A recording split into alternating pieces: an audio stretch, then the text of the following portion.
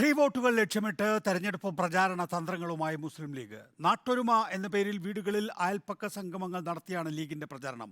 മലപ്പുറം ജില്ലയിൽ മാത്രം 10,000 കുടുംബ സദസ്സുകൾ സംഘടിപ്പിക്കാനാണ് മുസ്ലിം ലീഗിന്റെ പദ്ധതി. ഇന്ത്യയുടെ വീണ്ടെടുപ്പിന് എന്ന പ്രമേയത്തിലാണ് നാട്ടൊരുമ അയൽപ്പക്ക സംഗമം എന്ന പേരിൽ മുസ്ലിം ലീഗ് കുടുംബ സദസ്സുകൾ സംഘടിപ്പിക്കുന്നത്. ഒരു വാർഡിൽ 5 അയൽപ്പക്ക സംഗമങ്ങൾ എന്ന തോതിൽ 100 വീടുകൾ കേന്ദ്രീകരിച്ച് ഒരു നാട്ടൊരുമ സദസ്സ് എന്ന രീതിയിലാണ് സംഘാടനം.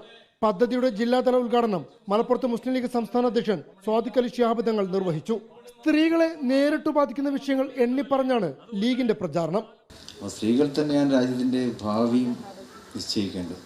അതുകൊണ്ട് തന്നെയാണ് സ്ത്രീകളുടെ പ്രത്യേകമായിട്ടുള്ള ക്യാമ്പയിനുകൾ ഈ തെരഞ്ഞെടുപ്പിലെ മുൻകൂട്ടി തന്നെ നമ്മൾ അതിന് രൂപം കൊടുത്തുകൊണ്ട് ഇതുപോലെയുള്ള സദസ്സുകൾക്ക് തയ്യാറായിട്ടുണ്ട്.